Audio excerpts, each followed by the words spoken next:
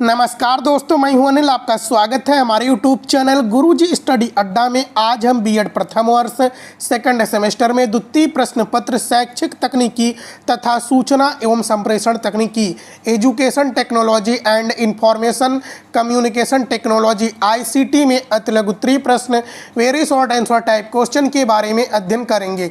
चलिए दोस्तों, हम शुरू करते हैं। आपके सामने है पहला प्रश्न, अभिक्रमित अनुदेशन तथा शिक्षण की परंपरागत विधि की तुलना कीजिए। उत्तर है, एक तरफ है अभिक्रमित अनुदेशन, दूसरी तरफ है शिक्षण की परंपरागत विधि। देखिए दोस्तों, अनुदेशन का मतलब क्या होता है? अनुदेशन का मतलब होता है निर्देशन, निर्देश देना। अभिक्रमित का मतलब क्या होता है? अभिक्रमित का मतलब होता है किसी भी समस्या को छोटे छोटे पदों में विभक्त करके क्रमबद्ध रूप से विश्लेषण करके उसका अध्ययन करना। और दोस्तों इधर देखिए, शिक्षण की परंपरागत विधि। परंपरागत का मतलब क्या होता है? शिक्षण की ऐसी विधि जो पुराने ढर्रों से होते हुए आज तक चली आ रही है, उसे हम शिक्षण की परंपरागत विधि कहते हैं।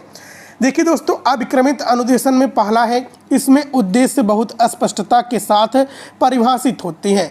दूसरे शब्दों में शैक्षिक उद्देश्य व्यवहारिक शब्दावली में लिखे होते हैं।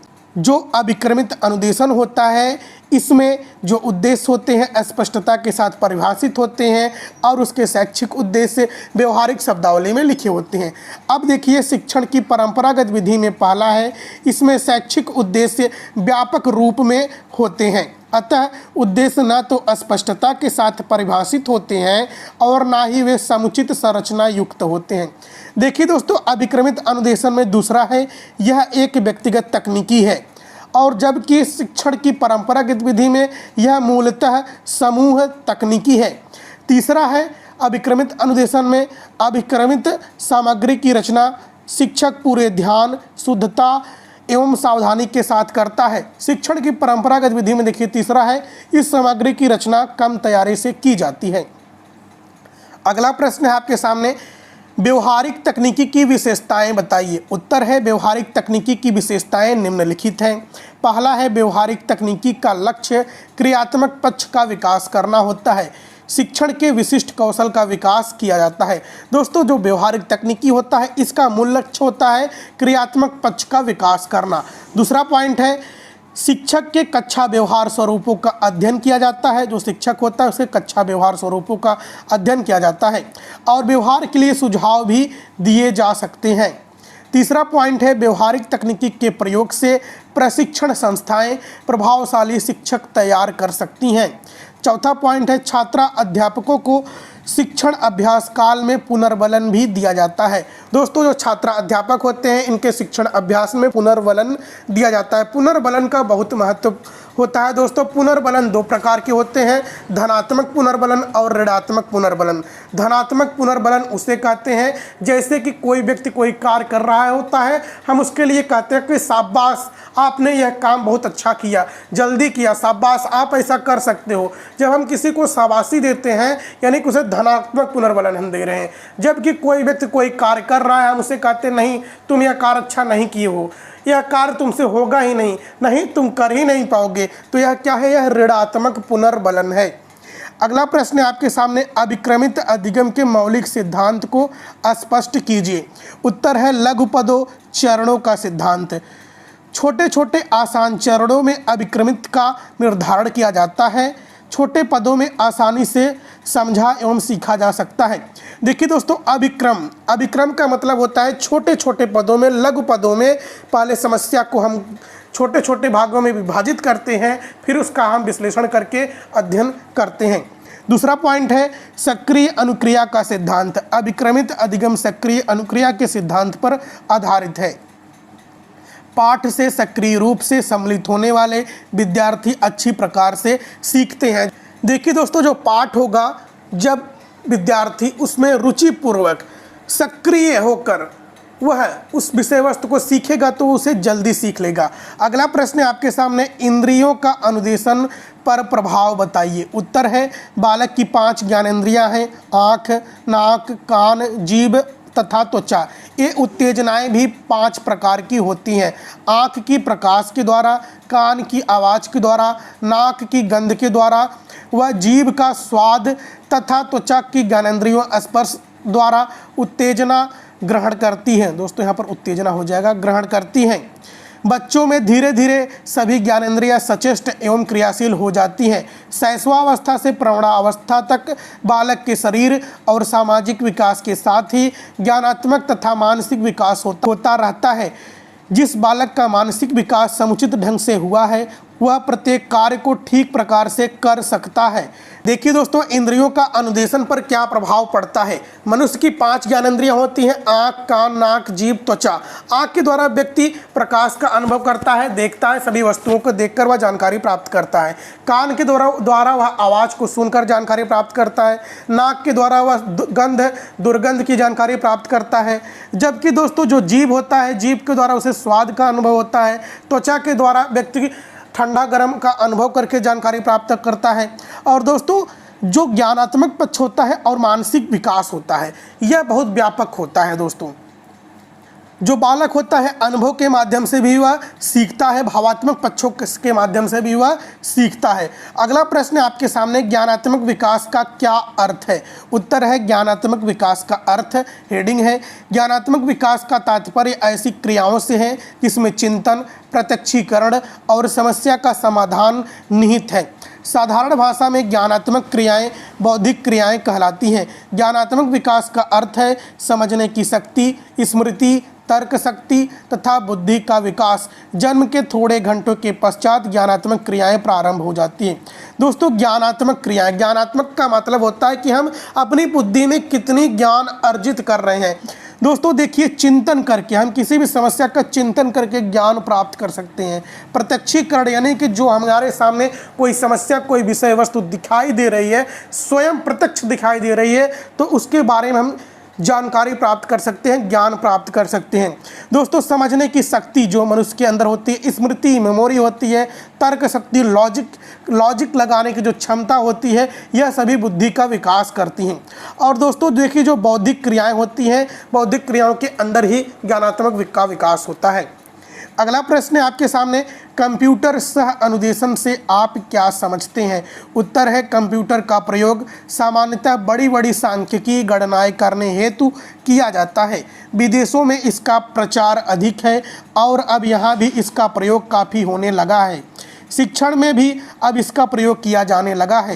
कंप्यूटर सह अनुदेशन में आवाज़ को रिकॉर्ड कर लिया जाता है जो अधिगमकर्ता द्वारा दिए गए उत्तर संकेतों के आधार पर निःसृत होती हैं।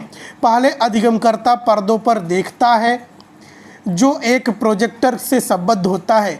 वह उस पर जो बातें लिखी दर्शाई गई हैं उसे सीखने का प्रयास करता है। जब वह उसे सीख लेता है तो यह जानने के लिए वह उसे सीख पाया है या नहीं। कई मिलते जुलते शब्द, बातें पर्दे पर दर्शाई जाती हैं। देखिए दोस्तों, कंप्यूटर सह अनुदेशन क्या है। कंप्यूटर का शिक्षण तकनीकी में बहुत ही महत्वपूर्ण स्थान है। कंप्यूटर के माध्यम से, प्रोजेक्टर के माध्यम से हम शिक्षा ग्रहण करते हैं। प्रोजेक्टर के माध्यम से सब कुछ आपको चित्र के एक स्मार्ट ब्लैक बोर्ड पर आपको लिखा हुआ दिखाई देता है, उससे हम देखकर जानकारी प्राप्त करते हैं। यह शैक्षिक तकनीकी का महत्वपूर्ण अंग है। अगला प्रश्न है, शिक्षण प्रतिमान के मौलिक तत्व बताइए। दोस्तों प्रतिमान का मतलब होता है मॉडल। उत्तर है शिक्षण प्रतिमान के निम्नलिखित 4 मौलिक तत्व हैं। अब इसके 4 मौलिक तत्व क्या है। शिक्षण प्रतिमान के सबसे पहले हम उद्देश्य निर्धारित करेंगे। तो पहला हो गया उद्देश्य। प्रत्येक शिक्षण प्रतिमान का कोई न कोई उद्देश्य अवश्य होता है जिसका लक्ष्य बिंदु होता है। दोस्तों उद्देश्य और लक्ष्य में क्या अंतर होता है, 1 मिनट आप समझ लीजिए। लक्ष्य, जैसे कि हमारा लक्ष्य है टीचर बनना, तो हम टीचर बनने के लिए बीएड की डिग्री हासिल करेंगे, टेट पास करेंगे, सीटेट पास करेंगे, सुपर टेट पास करेंगे, जो कुछ भी परीक्षाएं हम पास करेंगे, इसके बीच में जो क्रियाएं हम कर रहे हैं यह सभी हमारा उद्देश्य की पूर्ति हो रही है, मतलब उद्देश्य हमारे हैं। लेकिन हमारा लक्ष्य क्या है, टीचर बनना। जिस दिन हम अपने उद्देश्य के बाद टीचर बन जाएंगे तो हम कह लेंगे कि हमारा लक्ष्य की प्राप्ति हो गई है। देखिए दोस्तों आगे है, लक्ष्य बिंदु को ध्यान में रखते हुए प्रतिमान विकसित किया जाता है। दूसरे शब्दों में शिक्षण प्रतिमान का उद्देश्य, फोकस उस बिंदु को कहते हैं जिसके लिए प्रतिमान का विकास किया जाता है। स्मरण रहे कि प्रतिमान के विभिन्न पक्ष होते हैं, अतः इसके द्वारा विशेष प्रकार की क्षमताओं को विकसित किया जाता है। दूसरा पॉइंट है संरचना। शिक्षण प्रतिमान की संरचना का तात्पर्य उन बिंदुओं से होता है जो विभिन्न अवस्थाओं में शैक्षिक लक्ष्यों पर केंद्रित क्रियाओं को उत्पन्न करते हैं।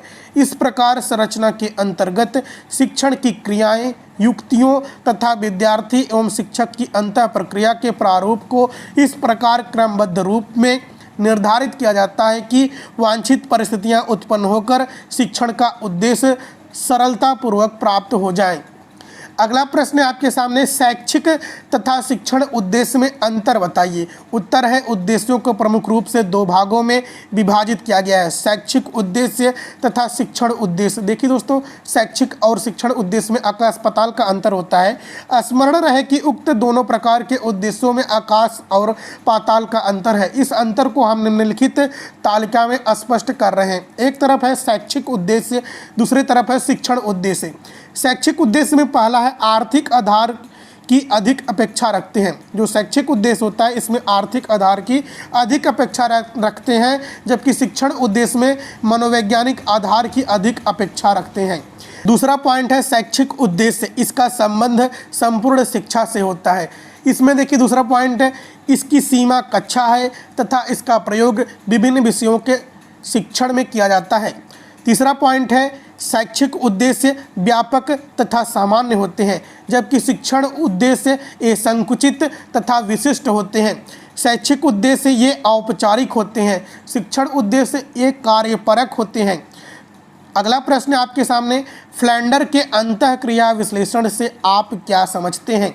उत्तर है शिक्षक और विद्यार्थी में जो शाब्दिक संप्रेषण होता है उसी से निरीक्षण और अंकन को ही अंतःक्रिया विश्लेषण कहते हैं। दोस्तों, जो शिक्षक और छात्र के बीच क्या होता है, अंतःक्रिया होती है। अंतःक्रिया किससे होती है, पाठ्यक्रम के माध्यम से होती है।